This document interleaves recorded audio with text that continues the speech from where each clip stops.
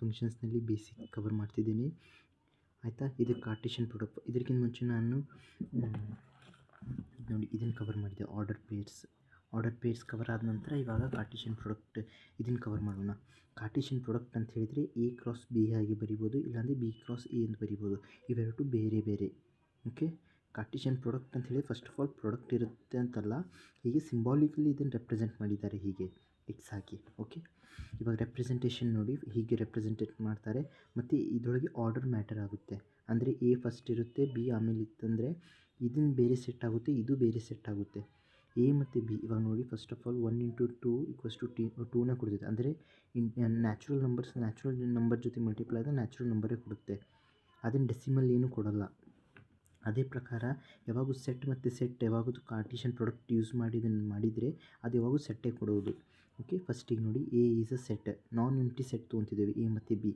ಇವಾಗ ನೋಡಿ A × B theoretical part ಇದು. ಇದನ್ನು ಕವರ್ ಮಾಡಿದ ನಂತರ ಎಕ್ಸಾಂಪಲ್ ಮೇಲೆ ಹೋಗೋಣ.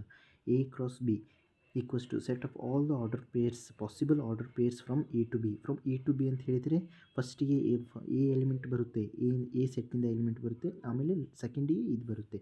ಇದು ಮೆಥಮೆಟಿಕ್ಲಿ ಹೀಗೆ ರೆಪ್ರೆಸೆಂಟ್ ಮಾಡ್ಬೋದು. X, Y such that X belongs to A and Y belongs to B. ಇವಾಗ ಕೆಲವೊಮ್ಮೆ ಏನಾಗುತ್ತೆ B × C ಆಗುತ್ತೆ. ಅವಾಗ ಏನು ಮಾಡಬೇಕು ನೀವು ನೋಡಿ ಫಸ್ಟ್ ಆಫ್ ಆಲ್ ಇವಾಗ A ಫಸ್ಟ್ ಬರುತ್ತೆ, B ಆಮೇಲೆ ಬರುತ್ತೆ. ಅದೇ ರೀತಿಯಲ್ಲಿ X ಫಸ್ಟ್ ಬರುತ್ತೆ, Y ಸೆಕೆಂಡ್ ಬರುತ್ತೆ. ಈ ರೀತಿಯಲ್ಲಿ ನೆನಪಿಡಬೇಡಿ. ಹೀಗೆ ನೆನಪಿಡಿ, ಫಸ್ಟ್ ಎಲಿಮೆಂಟ್ ಫಸ್ಟ್ ಸೆಟ್ಟಿಗೆ ಬಿಲಾಂಗ್ ಆಗುತ್ತೆ, ಸೆಕೆಂಡ್ ಸೆಟ್ಟಿಗೆ ಸೆಕೆಂಡ್ ಎಲಿಮೆಂಟ್ ಬಿಲಾಂಗ್ ಆಗುತ್ತೆ ಅಂಥೇಳಿ. ಓಕೆ, ಇವಾಗ ನೋಡಿ B × A ಇದ್ದಾಗ X, Y ಅಂತ ಹೇಳಿದರೆ ಇಲ್ಲಿ ವೇರಿಯೇಬಲ್ಸ್ ಇರುತ್ತೆ. ವೇರಿಯೇಬಲ್ಸ್ ಅಂದರೆ ಕೆಲವೊಮ್ಮೆ ವೇರಿಯೇಬಲ್ಸ್ ಇರ್ಬೋದು, ಇನ್ನು ಕೆಲವೊಮ್ಮೆ ನೋಡಿ ಇದರೊಳಗೆ ನಂಬರ್ಸ್ ಇದೆ. ಇಲ್ಲಿ ಎಕ್ಸಾಂಪಲ್ ಇಲ್ಲಿ ಬುಕ್ ಪೆನ್ ತೊಗೊಂಡಿದ್ದೀನಿ, ಬೇರೆ ಬೇರೆ ಇರುತ್ತೆ.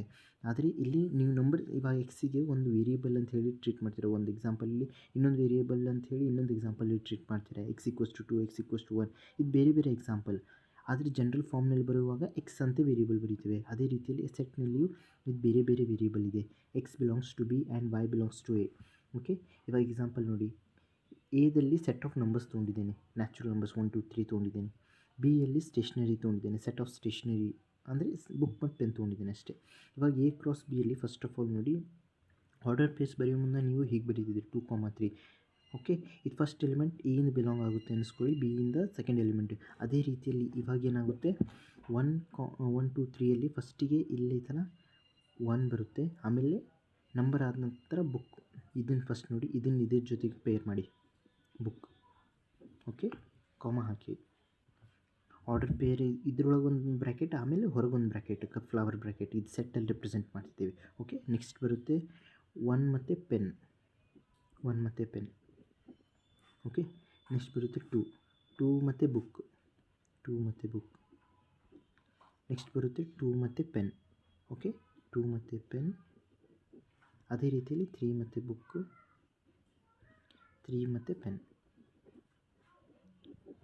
ಸೊ ಇಲ್ಲಿ curly bracket. This is A × B. ಇವಾಗ ನೋಡಿ B × A ಬರೀತಿದ್ದೇನೆ. ಇದರೊಳಗೆ ಏನಾಗುತ್ತೆ B × A ಇದು ಬುಕ್ ಇರೋದು ಫಸ್ಟ್ ಬರುತ್ತೆ, 3 ಇರೋದು ಆಮೇಲೆ ಸೆಕೆಂಡ್ ಇವಾಗ ತೋರಿಸ್ತೀನಿ ನೋಡಿ. ಫಸ್ಟಿಗೆ ಐತಲ್ಲ B, ಬುಕ್ ಇರೋದು 1ಗೆ ರೆಪ್ರೆಸೆಂಟ್ ಆಗುತ್ತೆ. ಅಂದರೆ ಬುಕ್ 1, ಬುಕ್ 2. ಓಕೆ, ಇದೇನು ರೂಲ್ಸ್ ಇಲ್ಲ ಹೀಗೆ ಬರಿಬೇಕಂತ ಹೇಳಿ. ಅಂದರೆ ಫಸ್ಟ್ ಈ ಬುಕ್ ಎಲ್ಲ ಕಂಪ್ಲೀಟ್ ಮಾಡಿ ಆಮೇಲೆ ನಿಮ್ಗೆ ಹೇಗೆ ಬೇಕಾದರೆ ಹಾಗೆ ಬರಿಬೋದು. ಬುಕ್ 3 ಆದರೆ ಈ ಸೀಕ್ವೆನ್ಸಲ್ಲಿ ಬರೆದ್ರೆ ನಿಮಗೆ ನೆನಪಿರುತ್ತೆ, ಯಾವ್ದು ಎಲಿಮೆಂಟು ಮಿಸ್ ಆಗೋಲ್ಲ. ಇವಾಗ ಸಣ್ಣ ಇದೆ ಮಿಸ್ ಆಗೋಲ್ಲ. ದೊಡ್ಡದು ಏನಾದರೂ ಕೊಟ್ಟರೆ ಇನ್ಫಿನಿಟಿ ಮಟ್ಟ ನಂಬರ್ಸ್, ಇವಾಗ ಏನಾದರೂ 100 ಮಟ್ಟ 1 ರಿಂದ 100 ಮಟ್ಟ ಕೊಟ್ಟರೆ ಅವಾಗ ಏನಾಗುತ್ತೆ, ಇವಾಗ ಮುಂದೆ ಎಕ್ಸಾಂಪಲಲ್ಲಿ ಇರುತ್ತೆ ಅದು. ಇವಾಗ ನೋಡಿ ಪೆನ್ ಮತ್ತು 1, ಪೆನ್ ಮತ್ತು 2 ಮತ್ತು ಪೆನ್ ಮತ್ತು 3. So it is completed B × C. ಇವಾಗ ನೀವು ನೋಡ್ಬೋದು A × Bಯಲ್ಲಿ ಫಸ್ಟಿಗೆ ನಂಬರ್ಸ್ ಬಂದಿದೆ, ಆಮೇಲೆ ಬುಕ್ ಬಂದಿದೆ. ಅಂದರೆ ಫಸ್ಟ್ ಎಲಿಮೆಂಟ್ ಯಾವಾಗುತ್ತಲ್ಲ ಫಸ್ಟ್ ಸೆಟ್ಟಿಗೆ ಬಿಲಾಂಗ್ ಆಗಬೇಕು. First element belongs to numbers and second element belongs to stationeries. Set of stationeries B ಸೆಟ್ಟಿಗೆ ಬಿಲಾಂಗ್ ಆಗುತ್ತೆ. ಇದರೊಳಗೆ ರಿವರ್ಸ್ ಇದೆ.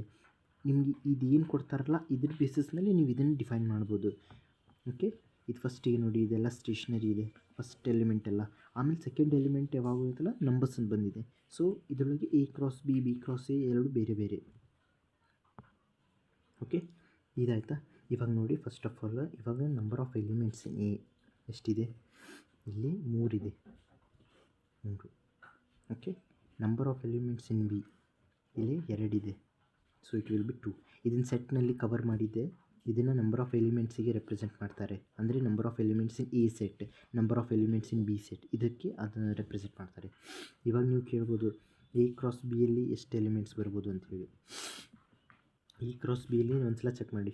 ಇದು ನೋಡಿ, ಫಸ್ಟ್ ಒಂದು ಬ್ರ್ಯಾಕೆಟ್ ಹಾಕಿದ್ವಲ್ಲ, ಇದು ಒಂದು ಎಲಿಮೆಂಟ್, ಅಂದರೆ ಒಂದು ಸೆಟ್ನಲ್ಲಿ ಇದೊಂದು ಎಲಿಮೆಂಟ್, ಎರಡನೇ ಎಲಿಮೆಂಟ್, ಮೂರನೇ ಎಲಿಮೆಂಟ್, ಅಂದರೆ 1 ಪೆನ್ ಒಂದು ಎಲಿಮೆಂಟ್, 1 ಬುಕ್ ಇನ್ನೊಂದು ಎಲಿಮೆಂಟ್, ಹೀಗೆ ಎಲ್ಲ ಸೆಟ್ ಮಾಡಿದರೆ ಇದೇನಾಗುತ್ತೆ 1 2 3 4 5 6 ಆಗುತ್ತೆ.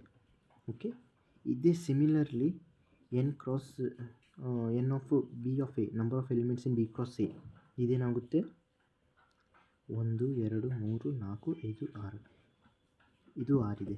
ಸೊ ಇಲ್ಲೊಂದು ಸ್ಟೇಟ್ಮೆಂಟ್ ಬರುತ್ತೆ, ಹೀಗೆ ಬರಿಬೋದು.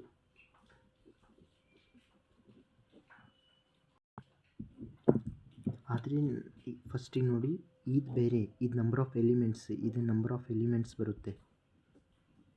ಓಕೆ, ಇದು A cross B is not equals to B cross A, ಇದನ್ನು ನೆನ್ಪಿಟ್ಟಿರಿ. ಇಟ್ ಈಸ್ ಮೋಸ್ಟ್ ಇದನ್ನು ಕೆಲವರು ತಪ್ಪು ತಿಳ್ಕೊತಾರೆ, ಅದಕ್ಕೋಸ್ಕರ ಇದು ನಂಬರ್ ಆಫ್ ಎಲಿಮೆಂಟ್ಸ್, ಇದು ಸೆಟ್. ಓಕೆ, ಇದು ನಂಬರ್ಸ್ ಇರುತ್ತೆ ಇದರೊಳಗೆ, ಇದು ನಂಬರ್ಸು, ಇದು ಸೆಟ್. ಓಕೆ, ಇಲ್ಲೇ ಹೇಳಿದ್ದೆ ಫಸ್ಟಿಗೆ, ಇದೆ ಇಲ್ಲಿದೆ ನೋಡಿ, ಫಸ್ಟಿಗೆ ಹೇಳಿದೆ, ಇದು ಬೇರೆ, ಇದು ಬೇರೆ, ಇದರೊಳಗೆ ನಂಬರ್ಸ್ ಬರುತ್ತೆ, ಇದರೊಳಗೆ ಸೆಟ್ ಬರುತ್ತೆ. So thanks for watching. ಮುಂದಿನ ವಿಡಿಯೋದಲ್ಲಿ ಪ್ರಾಪರ್ಟೀಸ್ ಬಗ್ಗೆ ಡಿಸ್ಕಸ್ ಮಾಡೋಣ.